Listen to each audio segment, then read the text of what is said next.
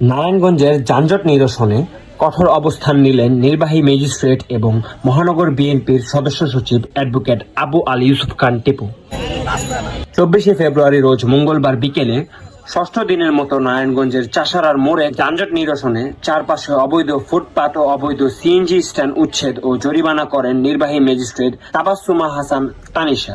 এই সময় এই যানজট নিরসনে চারপাশে অবৈধ ফুটপাত ও অবৈধ সিএনজি স্ট্যান্ড উচ্ছেদ ও জরিমানা অভিযানে নেতৃত্ব দেন নারায়ণগঞ্জ মহানগর বিএনপির সদস্য সচিব অ্যাডভোকেট আবু আলী ইউসুফ খান টিপু।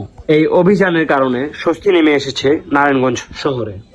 জনগণ, প্রবাসী ভাই বোনেরা, আপনারা জানেন আমরা এখানে কোনো লোক দেখানো কোনো কর্ম করি না। আমরা নারায়ণগঞ্জের জনগণের নিরাপত্তার সাথে যানজট মুক্ত শহর উপহার দেওয়ার জন্য জেলা প্রশাসন, পুলিশ প্রশাসন এবং আমরা রাজনীতিবিদ প্রতিদিন নারায়ণগঞ্জ সিটি কর্পোরেশন সহ আমরা প্রতিদিন অবৈধ উচ্ছেদ অভিযান এবং অবৈধ স্ট্যান্ড উচ্ছেদ করা হচ্ছে, জরিমানা করা হচ্ছে।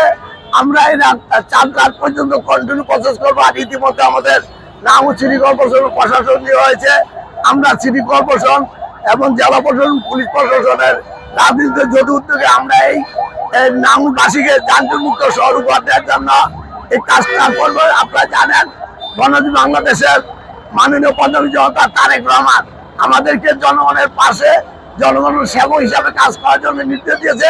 তাই আমরা কন্টিনিউ আমরা এই কাজটা ভ্রমণ আদালত অভিযান চালিয়ে যাচ্ছি।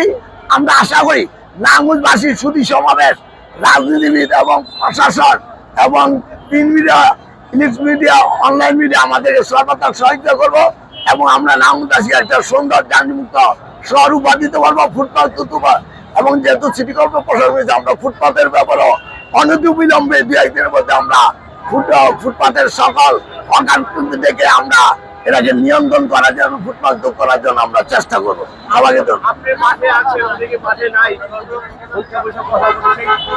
আমার বক্তব্য হলো, আমি আমার রাজ্য বিএনপির চেয়ারম্যান এবং গণপতি বাংলাদেশের প্রধানমন্ত্রী তারেক রহমান, উনি প্রধানমন্ত্রী হিসেবে শপথ পাওয়ার পর এবং 2024 সালের 5 আগস্টের পর আমরা জেলা প্রশাসনকে নিয়ে অন্তর্বর্তী সরকার আমলও আমরা যানজট মুক্ত রাখতে চেয়েছি, ফুটপাত মুক্ত রাখতে চেয়েছি।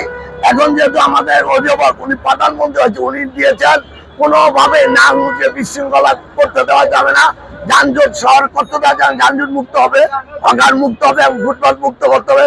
জনগণের নির্বিঘ্নে চলা কোথায় কে থাকলো না সেটা আমাদের দেখার বিষয়। আমাদের আহ্বানে যারা আসবে সবাই আমাদের সাথে থাকতে পারবে এবং আমরা নারায়ণগঞ্জবাসী এবং জনগণের সাথে আমরা যে কোনো কর্মকাণ্ড করতে প্রস্তুত এবং আছে এবং যে পর্যন্ত রাজনীতির সাথে সম্পৃক্ত থাকবো এ পর্যন্ত কর্মকাণ্ডে চলে যাব।